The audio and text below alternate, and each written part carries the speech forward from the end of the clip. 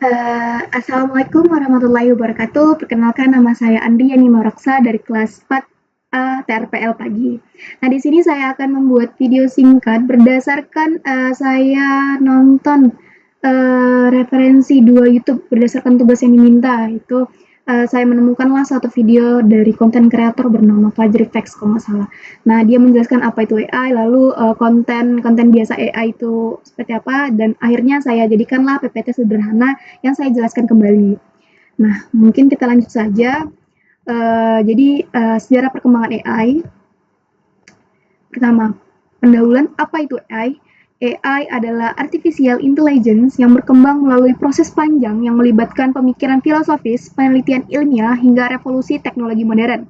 Nah, perjalanan ini menunjukkan bahwa AI bukan sekedar tren digital, melainkan hasil evolusi konsep, eksperimen, dan inovasi selama lebih dari setengah abad. Lanjut, fondasi awal, apakah mesin bisa berpikir? Nah, ini adalah awal dari kontribusi Alan Turing. Dia melepaskan pemikiran tersebut pada tahun 1950. Ia mengajukan pertanyaan mendasar yang tadi saya sebutkan, can machines think? Nah, mesin bisa berpikir, katanya. Pertanyaan ini muncul setelah kontribusinya dalam pengembangan mesin komputasi untuk memecahkan kode enigma pada Perang Dunia Kedua. Nah, mesin tersebut mampu mempercepat proses perhitungan yang sebelumnya dilakukan secara manual oleh manusia. Turing kemudian memperkenalkan konsep Turing Test, yaitu metode untuk menilai apakah respons mesin dalam percakapan dapat dibedakan dari manusia. Jika tidak dapat dibedakan, maka mesin dianggap memiliki kecerdasan yang setara dalam konteks komunikasi. Konsep ini menjadi landasan awal dalam memahami kecerdasan buatan sebagai simulasi proses berpikir manusia. Lanjut. Lalu kelahiran resmi Artificial Intelligence. Nah, AI ini resmi diperkenalkan sebagai bidang penelitian pada Dartmouth Summer Research Project tahun 1956. Konferensi ini diprakarsai oleh John McCarthy, Marvin Minsky, Claude Shannon, dan Nathaniel Rochester. Nah, mereka menyepakati bahwa mesin dapat dirancang untuk meniru kemampuan manusia seperti belajar, bernalar, dan menyelesaikan masalah. Nah, pada masa ini optimisme terhadap AI itu sangat tinggi. Namun, keterbatasan teknologi menyebabkan perkembangan berjalan lambat. Nah, kondisi ini tuh memunculkanlah periode yang dikenal sebagai AI winter, yaitu masa ketika minat dan pendanaan penelitian AI menurun drastis. Lalu demonstrasi penting Deep Blue 1997. Nah, ini titik penting dalam sejarah AI terjadi pada tahun 1997 ketika IBM Deep Blue berhasil mengalahkan juara dunia catur Garry Kasparov. Nah, Deep Blue mampu menganalisis sekitar 200 juta kemungkinan posisi per detik. Nah, sistem ini bekerja menggunakan kombinasi perhitungan cepat atau brute force dan database strategi catur tingkat tinggi. Walaupun belum memiliki kecerdasan umum seperti manusia, kemenangan tersebut membuktikan bahwa mesin itu dapat melampaui kemampuan manusia dalam tugas kognitif tertentu yang terstruktur. Nah, peristiwa ini meningkatkan kembali nih kepercayaan publik dan akademisi terhadap potensi AI. Neural network dan kebangkitan deep learning. Nah, konsep jaringan saraf buatan telah diperkenalkan sejak 1957 melalui model perceptron. Namun, keterbatasan komputasi menghambat perkembangannya pada dekade 1980-an. Geoffrey Hinton mengembangkan metode backpropagation untuk melatih jaringan saraf berlapis. Nah, metode ini menjadi fondasi bagi deep learning. Meskipun secara teori menjanjikan, implementasinya baru dikembang pesat sekitar tahun 2026 ketika teknologi GPU dan ketersediaan data dalam skala besar mendukung pelatihan model yang lebih kompleks. Nah, sejak saat itulah deep learning itu digunakan dalam berbagai bidang seperti pengenalan wajah, pengenalan suara, sistem rekomendasi, dan kendaraan otonom. Nah, model ini tuh mampu mempelajari pola kompleks dari data tanpa perlu aturan yang diprogram secara eksplisit. Lanjut. Nah, revolusi transformer 2017. Perubahan besar dalam AI modern itu terjadi pada tahun 2017 melalui penelitian dari Google Brain berjudul Attention is All You Need. Nah, penelitian ini memperkenalkan arsitektur transformer. Nah, transformer menggunakan mekanisme attention untuk memahami hubungan antar kata dalam teks secara lebih efisien dibanding model sebelumnya.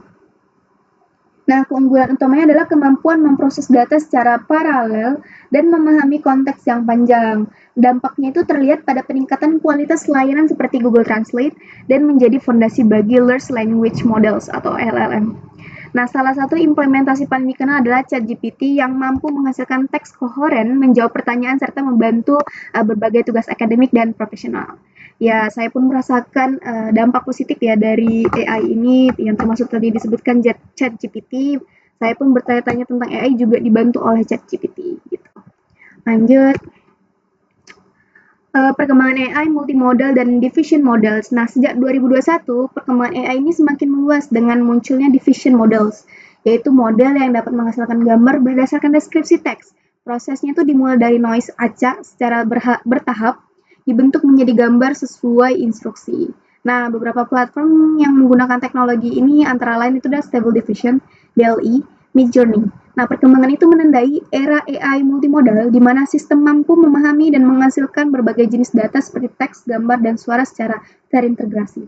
Nah, transformasi ini berdampak besar pada industri kreatif, pendidikan, dan komunikasi digital.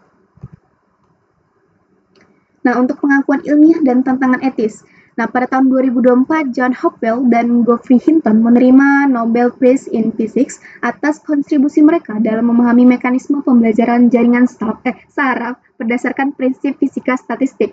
Hal ini menunjukkan bahwa AI itu telah berkembang menjadi bidang multidisipliner, namun perkembangan AI juga memunculkan tantangan seperti bias algoritma, keamanan data, penyebaran informasi keliru, serta dampaknya terhadap pasar tenaga kerja.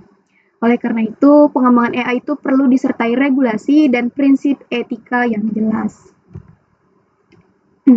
Ini garis waktu AI, jadi awal muncul ya pasti dari Alan Turing mengusulkan pengujian kecerdasan mesin yang dinamai Turing Test. Lalu konferensi Dartmouth menandai awal resmi AI, adanya konferensi yaitu kelahiran AI-nya pasti. Lanjut adanya IBM Deep Blue mengalahkan Gary Kasparov dalam catur. Lanjut lagi ada deep learning, itu pembelajaran mendalam berkembang berkat ketersediaan data besar. Lalu transformer, yaitu arsitektur transformer merevolusi lah cara AI memproses informasi sampai detik ini. Nah, untuk kesimpulan perjalanan AI itu merupakan hasil progresif dari sejarah panjang ide filosofis dan penelitian. Dengan setiap kemajuan teknologi, ia terus berkembang dan memperluas kemampuannya, menjadikannya itu bagian penting dari inovasi dan kehidupan sehari-hari kita untuk terus belajar. Sekian dari saya atas penjelasan AI pada materi tugas ini. Saya tutup. Oh ya, sebelumnya saya minta maaf jika ada salah kata dalam penjelasan karena saya juga masih belajar. Saya tutup dengan salam. Wassalamualaikum warahmatullahi wabarakatuh.